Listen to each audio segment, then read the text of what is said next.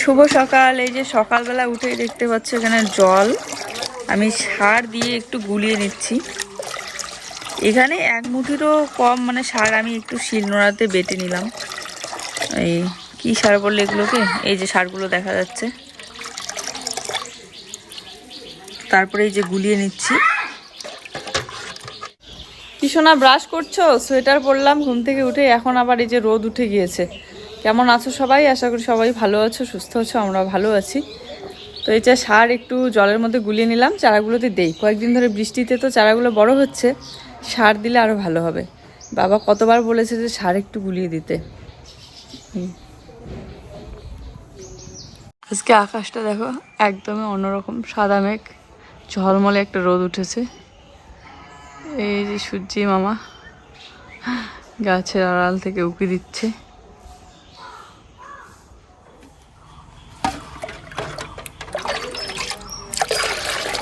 এই সারগুলো তো গলতেইছে না কিছুতেই, তো গুঁড়া করে দিলাম তারপরেও।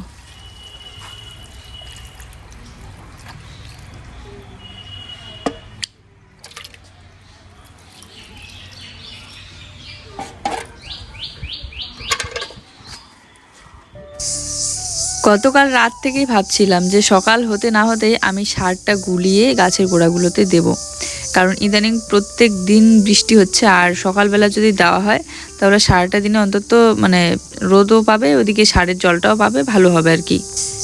সেই যেদিনকে ঝুড়িগুলো নিয়ে এসেছিলাম সেদিনই কিন্তু সারটা নিয়ে এসেছি, যে ব্যবহার যে করব মানে গাছের গোড়া যে দিব সেটা আর হয় না। তো বাবা বাড়িতে থাকতে কয়েকটা দিন দিয়েছিল, তারপরে থেকে ওরকমই পড়ে আছে সারটা, একদম বারান্দার এক কোনায় উপরে রাখা ছিল, কারণ নিচে রাখলে বাচ্চা যেহেতু আছে বাড়িতে টানাটানি করে।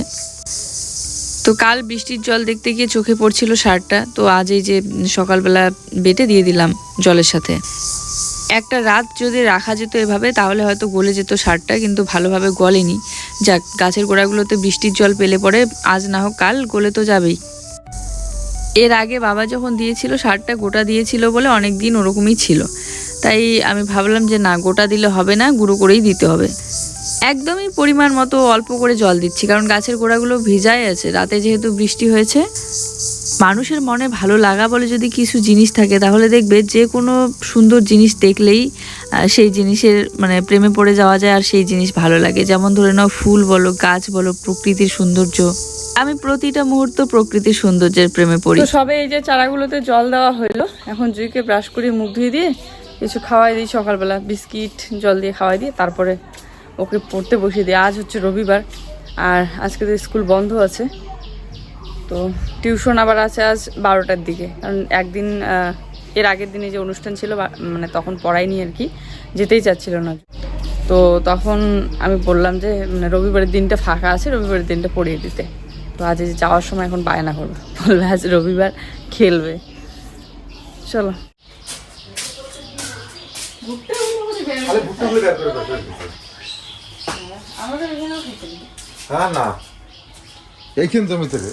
এখন ওর যেটা কাজ, প্রত্যেকদিন সকালবেলা ঘুম থেকে উঠেই আগে যাবে ভুট্টা ক্ষেতের ওখানে, আর ভুট্টা ক্ষেত থেকে এসে চলে যাবে বাজারে।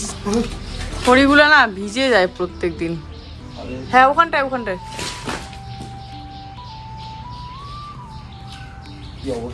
শুকাবে এখন।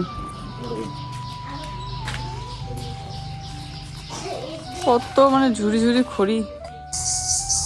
এই যে ইদানিং একটা ষাঁড় দেখা যাচ্ছে, সেই ষাঁড় গরুটা কিন্তু ভুট্টা খেতে একদম রাত নেই সকাল নেই, যখন ইচ্ছে ওর চলে আসে, আর এসে ভুট্টা গাছগুলো থেকে একদম এখন আবার ভুট্টাগুলোই খাচ্ছে। এতদিন তো গাছগুলো খাচ্ছিল, তো সেটাই জুয়ের পাপা সকালবেলা দেখে এসে বলছিল।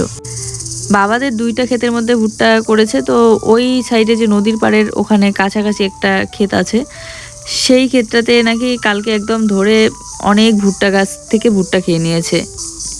তো সেটাই বলছিল, কিন্তু কিছু করার নেই, কারণ ওই সারটা সবসময় ছাড়াই থাকে, আর ওই সারটা নাকি মানুষের মানত করা থাকলে তখনই মানে ছোটোবেলায় ছেড়ে দেয়, পরে ধীরে ধীরে ওরকম ছাড়া অবস্থায় সব কিছু খেতে খেতে এতটা মানে মোটা হয়ে যায় আর কি, আর এতটা বড় সড়ো হয়ে যায় গরুটা। তখন এই যে মানুষের ক্ষেত খায়, যেদিকে যায় তো যায়। এই যে সকালবেলা উঠে আর্ট খাতা নিয়ে বসে কি টুমটুম করে আর্ট করছে। তারপরে মেয়েকে ব্রাশ করিয়ে মুখ দিয়ে ওকে একটু বকছিলাম যে শোনা, পরীক্ষা এসেছে সামনে, একটু বইটা নিয়ে বসো একা। তাই গিয়ে কিন্তু একা ও বই নিয়ে বসেছে। প্রথমে তো শুনছিলই না। আর আমি এদিকে বারান্দা ঘর এগুলো ঝাড়ু দিয়ে নিচ্ছি। মা তো সকালবেলা উঠোন ঝাড়ু দিয়েছে, কিন্তু এই যে ঝড় হাওয়া হলে না বারান্দার মধ্যে বড় বড় পাতাগুলো এসে পড়ে। প্রত্যেক দিন সন্ধ্যাবেলায় করে খড়ি নিয়ে এসে রাখি, বারান্দার অর্ধেকটাই খড়ি দিয়ে ভর্তি হয়ে থাকে সকালবেলাটা। ওর কাছে বের করে নিলাম। এখানে দুইটা চারা ছিল, একটা ছিমের চারা, একটা এগুলো কি চাল কুমড়ার চারা। কি জিনিস দেখবো বলো, কি হয়েছে দেখো। সকালবেলা উঠে আপেল আর্ট করছো?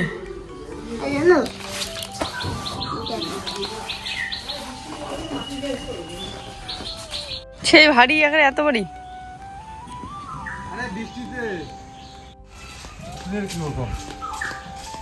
এখানে সব চাল কুমড়োর চারা আছে ছোট ছোট।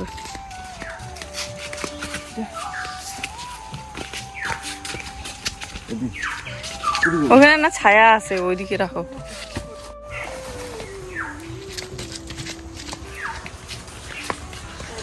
কত চারা হয়েছে এবার, চাল কুমড়া, মিষ্টি কুমড়া, কতগুলো চারা উঠছে দেখছো। এখানে আবার আমি সারের জল দিলাম, বেশি চারা হয়ে গেছে, তুলি গাড়বে। তো ওখানে দেখো, ওখানে আবার এই যে কিসের কিসের চারা আছে, সিম, তারপরে লঙ্কা, চাল কুমড়া।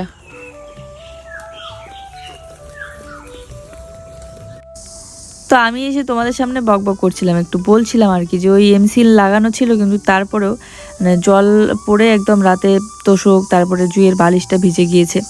আর ভিজা বালিশের মধ্যে অনেকক্ষণ খেলছিল বলে ওর শরীরটা এত খারাপ হয়েছে, সারাটা রাত কেসেই ছিল। আর কয়েকদিন ধরে আমি একটা জিনিস লক্ষ্য করছি যে কাশি হলেও 2 দিন ধরে লক্ষ্য করছি ইনহেলার আর গ্যাস, এই দুটো জিনিস দিলে কিন্তু মোটামুটি একটু ঠিক হচ্ছে, মানে শ্বাসকষ্টটা আর হচ্ছে না। এই দুটো জিনিস লক্ষ্য করছি। যাক, এটা হলে তো বেশ ভালোই, কারণ বাচ্চার শ্বাসকষ্টটা না একদম চোখে দেখাই যায় না, তবু কাশি মানে হয়েই থাকে, সারাটা রাত কেসে থাকে। শ্বাসকষ্টটা না হলেও অনেকটা আরামে ঘুমোতে পারে। আর এগুলো না ব্ল্যাঙ্কেট, তারপরে তোষকটা তো সবসময় বের করাও যায় না, এগুলো ভিজা হয়ে গেলে না কেমন স্যাঁতে স্যাঁতে টাইপের হয়ে যায়, আর তার উপরে মশা হয় খুব, এই জন্য ভালোই লাগছে না, আগে বের করে দিই। তোষকটা তো আজকেও মনে হয় বের করে দেওয়া হবে না।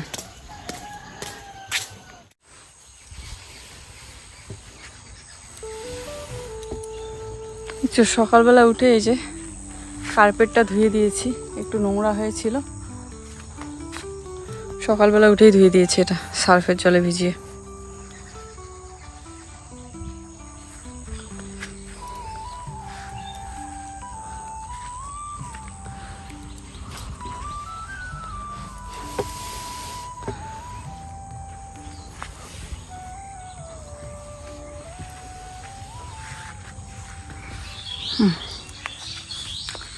এই তো মেলে দিলাম, কার্পেটটা শুকিয়ে যাবে, রোদ আছে, সকালবেলাটা বেশ ভালো রোদ উঠেছে।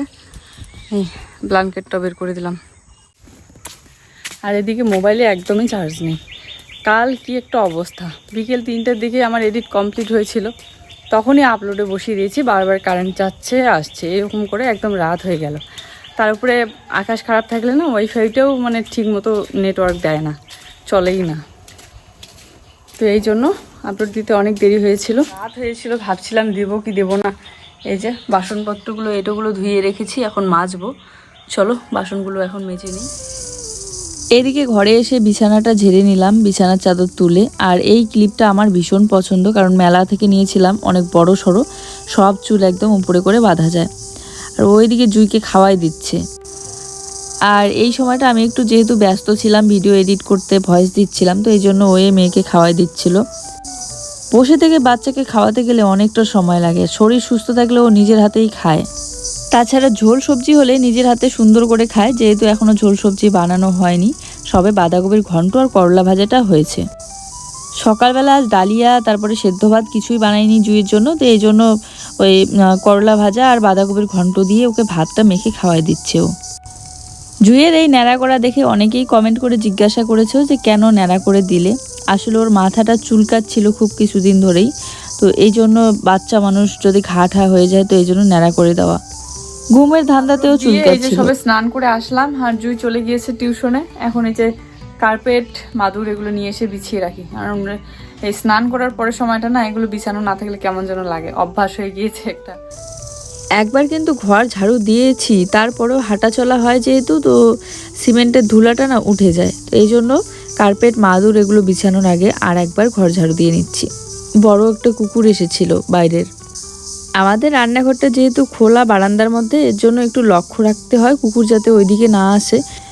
যাক, সংসারটা অনেক ছোট, কিন্তু সারাটা দিনে সকালবেলা থেকে উঠেই এই ছোট্ট একটা ঘর, ছোট্ট একটা সংসার গোছাতেই দিনটা চলে যায়। এদিক থেকে ওইদিক বেরোনোর সময় পাওয়া যায় না। আবার খুব তাড়াতাড়ি আমরা ঘরের কাজ শুরু করছি। এবার ভীম ঢালাইটা দেওয়া বাকি আছে, তো আগে রডের কাজগুলো করে তারপরে। আজকের দিনটা তো ভালোই রোদ দিল, জামা কাপড়ও সব শুকিয়ে গিয়েছে। তো আবার এই যে এই বেলাতে গেল নদীতে স্নান করতে। বললাম বাড়িতে স্নান করো, বাড়িতে নাকি স্নান করা শান্তি লাগে না। কয়েকদিন গ্লিসারিনটা ব্যবহার করেছিলাম, এখন যেহেতু গাল ফাটাটা কমে গিয়েছে তাই এখন গ্লিসারিনটা দেই না, এমনিতেই ক্রিম।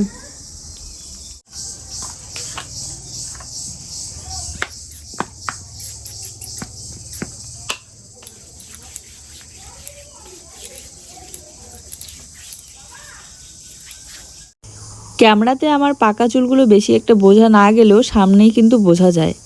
তো যা কালার আর এখন করব না। যেখানে ভাত ঢাকা আছে, এখন খাওয়া দাওয়া করবো। মাংস, তারপরে বাঁধাকপির ঘন্ট, লেবু, ঘরে বসে খাই। আজ জুয়ের বাবা খুব সকালে গিয়েই মাংস নিয়ে এসেছে, তো মাংস রান্না হয়েছে। আর এই যে দরজাটা খোলা ছিল বন্ধ করে রাখলাম, ওই যে কুকুর বেড়াল ঢুকে। যতই মাছ মাংস হোক না কেন, একা খাওয়ার শান্তি নেই। এই যে একা বসে খাচ্ছি, জুয়েরও খাওয়া শেষ, জুয়ের বাবারও খাওয়া শেষ, কেমন যেন খাওয়াটা শান্তি লাগছে না। মনে হয় যে ওরা পাশে বসে থাকলে আরও খাওয়া দাওয়াটা ভালো হতো। এমনিতে মাংসটার কিন্তু দারুণ স্বাদ হয়েছে। আমিও খেতে বসেছি, এদিকে জুয়ের বাবাও স্নান করে আসলো। তো ওর সাথে গল্প করতে করতে খাওয়া দাওয়াটা সেরে চলে আসলাম বাড়ির পিছনের দিকে। এসে এই যে দেখি আবহাওয়াটা খুব সুন্দর। দেখছো আকাশের কি রূপ নিছে, মনে হয় এখনই বৃষ্টি নামবে। হ্যাঁ, সেই একটা অবস্থা।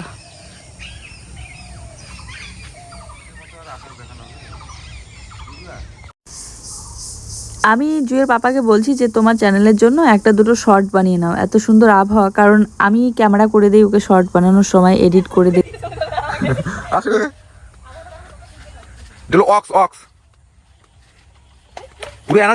ছাড়বে না, এই যে আসতেছে।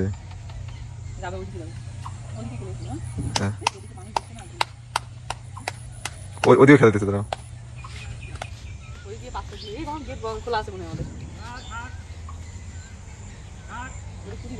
দেখো এদিকে দেখতে দেবো না।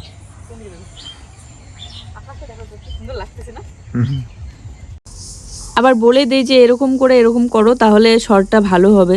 তো মাঝখানে 3টা দিন ও ভিডিও দেয়নি ওর চ্যানেলে, আর অনেকেই কমেন্ট করে বলো যে কেন ভিডিও দিচ্ছে না। একটু তো পেট ব্যথা ছিলই, শরীরটা একটু খারাপ ছিল, কিন্তু তারপরেও এনার্জি থাকতে লাগে ভিডিও দেওয়ার জন্য। যদি ভিডিও না দেয় তাহলে ওর চ্যানেলে তোমরা কমেন্ট করে ওকে বকা দিয়ে দিবে, যাতে ও প্রত্যেক দিন ভিডিও দেয়। আমার কথা তো শুনবে না, এবারে তোমরা বললে হয়তো শুনবে। এর আগেও এরকম করেছিল, অনেক দিন ভিডিওটা মানে দেওয়ার পর $30 মতো হয়েছিল, তারপরে হঠাৎ করে বন্ধ করে দিল। এই যে আবার এখন প্রথম থেকে মনিটাইজ অন করতে হচ্ছে। শরীর খারাপ ওইটুকু কম বেশি সবারই হয়, কিন্তু এনার্জি থাকলে আর চেষ্টা থাকলে শরীর খারাপেও ভিডিও দেওয়া যায়, তাই না? একদমই খুব যখন শরীর খারাপ হয় যে মানে চলার মতোই না, তখনকার ব্যাপারটা আলাদা। তো আমি সবসময় বলি যে প্রত্যেক দিন এখন থেকে ভিডিও দেওয়া যেহেতু শুরু করেছো, প্রত্যেক দিনই চেষ্টা করো দাও তুমি তোমার মতো করে। আর যাই হোক, এদিকে ভাতটা বসিয়ে দিলাম।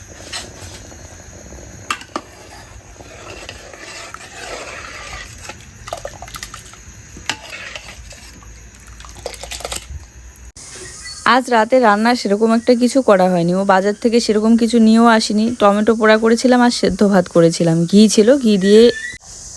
তো চলো বন্ধুরা, আজকের ভিডিওটা এই পর্যন্তই। সবাই ভালো থেকো, দেখা হচ্ছে নতুন ভিডিওর সাথে। সবার জন্য রইল অনেক ভালোবাসা। ভিডিও ভালো লাগলে অবশ্যই একটা লাইক কমেন্ট আর শেয়ার করে দিও। আর যারা আমাদের চ্যানেলে নতুন প্লিজ চ্যানেলটিকে সাবস্ক্রাইব করে দিও। সবাই পাশে থেকো। টাটা।